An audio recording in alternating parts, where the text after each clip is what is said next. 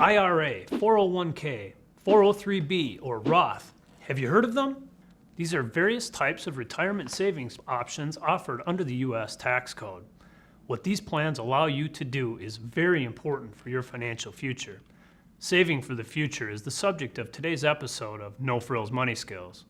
Last time, I talked about the value of making regular contributions to saving and starting early in life because of the power of compound interest. Remember, compounding is earning interest on your principal and the interest already earned. When students first hear about the magic of compounding, they often ask, where do I save? How can I find the highest return? How much and for how long will I have to save to buy a car, furniture for my apartment, or a house? These are great questions, but there's one question that unfortunately is often asked way too late.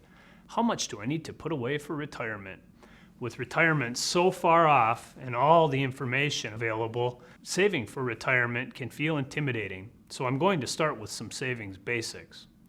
Banks and financial institutions offer many types of accounts.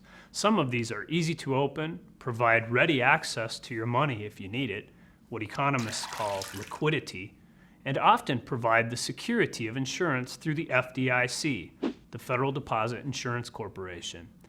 The most common FDIC-insured accounts are savings and checking. It's a good idea to have money set aside in a savings or checking account in the event of an emergency, such as a major car repair, a medical expense, or an unexpected college textbook.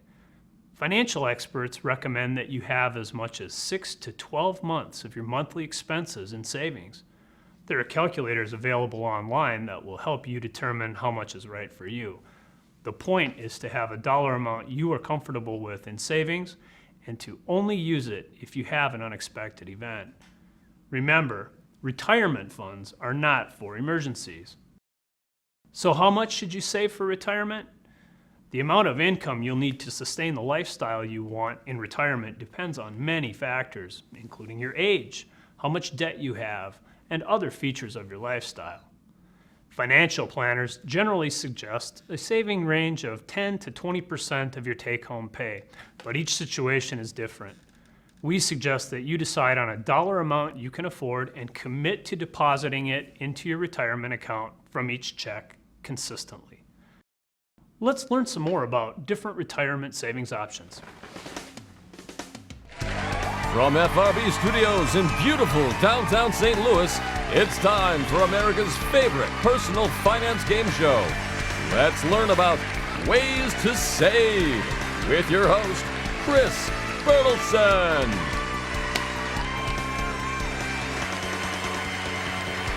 So, announcer guy, who are today's contestants? Well, Chris, joining us today from the New Lou District of Louisville, Kentucky, please welcome David Garrison.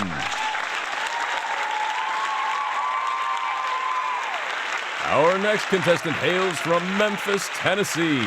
Put your hands together for Peter Earhart. And last but by no means least, from Little Rock, Arkansas, give it up for Valerie Coleman.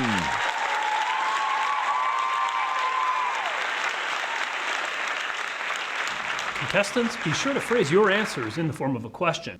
Let's get started. Question number 1. You can open one of these accounts without having your employer set it up. What is an IRA? Yes, that's correct. Now, moving on to question number 2. You can fund this type of account if it is sponsored by your employer.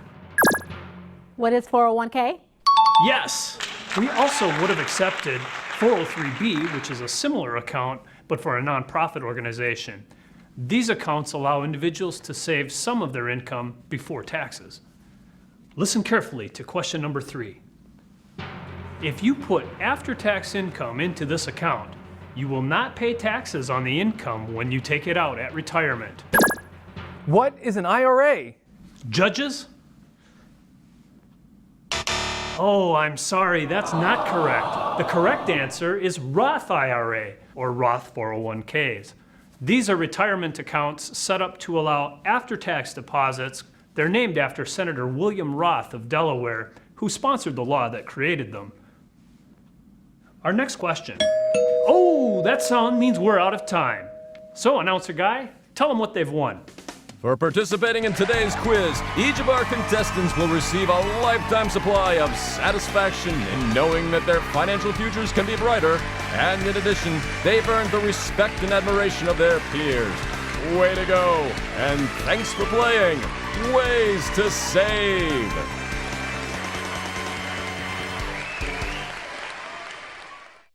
Tax advantage savings means that the U.S. government encourages you and your employer to set aside some of your income for retirement, and the laws were written to give tax advantages to people who choose to do it. If you save pre-tax money in a 401k or 403b, you'll pay income tax when you start taking it out at retirement. If you save after-tax money in a Roth account, you'll pay taxes now, but you will not be taxed on the growth when you take it out at retirement. Everyone's financial situation is different, and there are costs and benefits to consider with either scenario. Announcer guy, are you still with us? Right here, Chris. Show us an example. You got it. Meet Jamie, a 22-year-old customer service representative making $28,000 per year. Jamie wants to put 10% of her earnings into a retirement plan, but she can't decide between a regular 401k or a Roth 401k retirement plan. We'll use a typical online calculator to help her decide and assume an expected annual rate of return of 5% and an estimated tax rate of 15% throughout our example. With a regular 401k retirement plan, Jamie can expect a gross balance of $313,938.45 when she retires at age 65. And after adjusting for taxes, she'll net a whopping $266,847.68. With a Roth 401k retirement plan, Jamie can expect a similar gross balance of $312,297.45. However, since this type of plan uses after-tax money, there will be no additional taxation at withdrawal. On the surface, this looks like an easy choice to make, but there's more to consider than just the final balance.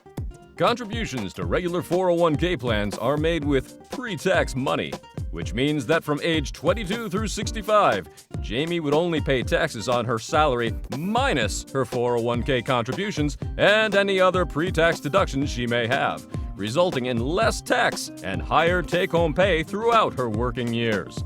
On the other hand, contributions to a Roth 401k are made with after-tax money, which means more tax and less take-home pay while working. But as a result, Jamie will not owe additional tax at retirement, and she can enjoy the full balance of her retirement account. Another really important factor for Jamie to consider is what her tax rate might be after retirement. In our example, we assumed an estimated tax rate of 15%. But what if her tax rate were to increase and she found herself in a 25% tax bracket in retirement? With a regular 401k, Jamie would save that tax money now by contributing pre-tax money, but will have to pay later at a rate of 25% to reflect the tax rate increase. With a Roth 401k, Jamie would pay the 15% on her income now and have no tax obligation on her income from the account in retirement. So, which option should Jamie choose? The decision is not ours to make. There are costs and benefits to consider with either scenario, and only Jamie can decide which option is best for her. Please note that these results are intended for illustrative purposes only, and actual results may vary. Best of luck, Jamie! Now, back to you, Chris. Our next concept is the employer match. Employers often encourage their workers to save for retirement by offering a match or matching contribution. That is, employers will match what you've saved up to a certain dollar amount by making a deposit into your account. Here's how it works. If you make $30,000 per year and put 3% or $900 into a retirement account, your employer will match it by putting another $900 in for you. As you can see, this benefit will do wonders for the amount you can earn in compound interest. Let's compare your savings over 30 years with and without the employer match to see the difference it makes in your retirement account. This looks great, but you ask, what's the catch? Well, before you go to your bank or financial advisor to open an IRA or ask your boss to start investing in a company 401k, you need to know there are rules about when you can start investing, how much of your income you can invest, and what happens when you take your money out. We'll leave the specifics to your employer, financial representative, or accountant because the rules vary and depend on the type of plan. However, you have to be 18 years of age to open an IRA. Well, now you know a little more about ways to save. I'm Chris Bertelson. We'll see you next time on No-Frills Money Skills.